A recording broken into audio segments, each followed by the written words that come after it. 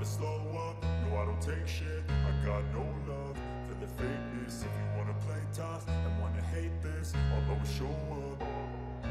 I don't ever slow up, no I don't take shit. I got no love for the fakeness. If you wanna play tough and wanna hate this, I'll always show up and make a statement. I don't ever slow up, no I don't take shit. I got no love for the fakeness. If you wanna play tough and wanna hate this, I'll always show up and make a statement. Everything. Pasar MotoGP telah mengalami episode hebat musim 2024 di bulan Juni. Semuanya dipercepat selama Grand Prix Italia, di mana Ducati beralih dari memilih Jorge Martin untuk kursi kedua di tim resmi, hingga Marc Marquez akhirnya memilihnya. Mengingat tekanannya selama akhir pekan dan penolakannya untuk balapan di tim Pramac. Beberapa lagi yang mengikuti pergerakan ini, kepergian Martin ke Aprilia, kepergian Enea Bastianini ke Tech3 dan lingkungan KTM, atau kepergian tim Pramac sendiri ke Yamaha. Mengingat sudah tidak cocok lagi dengan proyek rumah Borgo Panigale. Dengan kedatangan Marc, meskipun Direktur Umum Ducati Corse, Gigi Dall'Igna, membebaskan Marquez dari semua ini.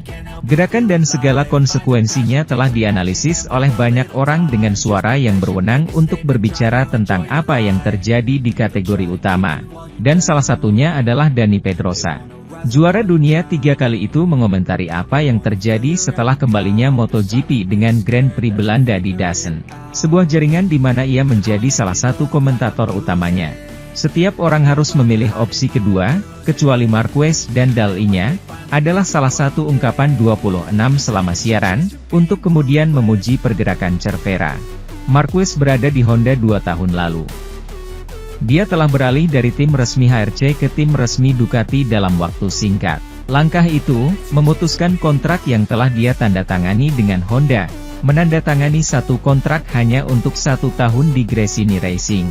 Hingga sekarang memiliki motor di tim yang bagus, adalah hal yang brilian. Sulit untuk melakukan hal seperti itu terjadi ini, pahala untuk dia dan timnya, dan untuk Ducati, yang telah memilihnya, lanjutnya.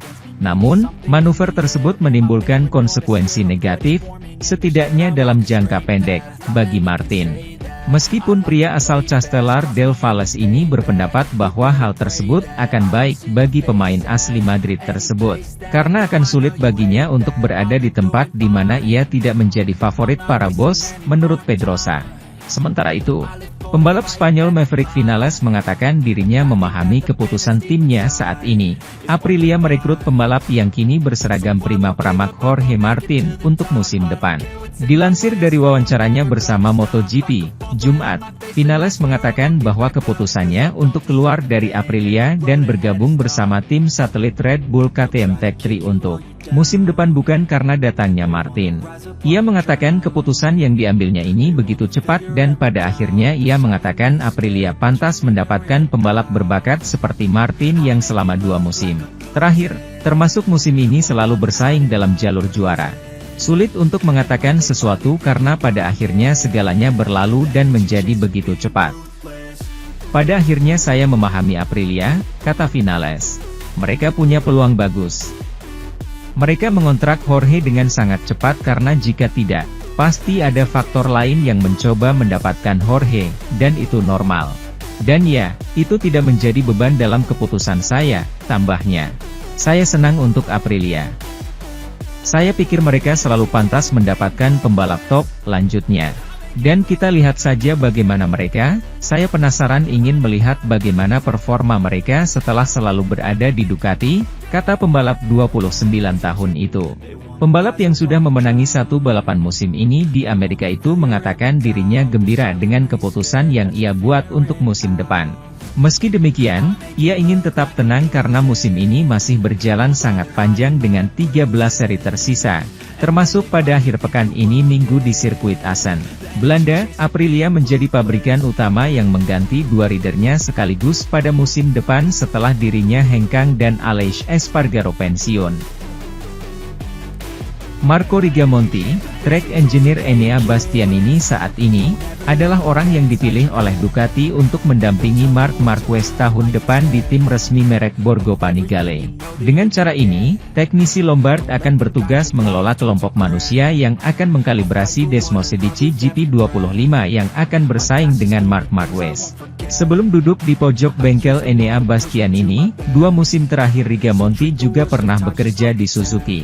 2 tahun Andrea Iannone mengenakan setelan merek Hamamatsu, 2017 dan 2018, sebelum kembali disiplin dari Ducati, dalam hal ini ke garasi Pramac, di sisi yang ditempati oleh Johan Zarco, yang bersamanya hingga tahun 2022. Akhir pekan ini, di Assen, Marquez tampil di depan umum untuk pertama kalinya setelah Ducati mengumumkan, pada minggu sebelumnya, bahwa mereka telah memilih dia daripada Jorge Martin, dalam pertarungan antara keduanya untuk mengambil posisi rekan Pecco Bagnaia di balapan tersebut, struktur pabrik perusahaan Bolognese.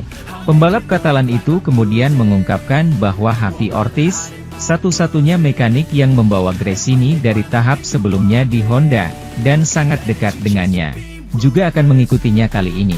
Motorsport.com memahami bahwa Mathias Reni, insinyur elektroniknya saat ini, salah satu anggota Gresini yang merupakan staf Ducati, juga akan melakukan hal yang sama. Ducati telah memberitahu Rigamonti apa tugas barunya setelah Marquez mengambil peran sebagai pebalap resmi, mungkin dalam tes setelah perhentian terakhir di kalender, di Valencia, November mendatang.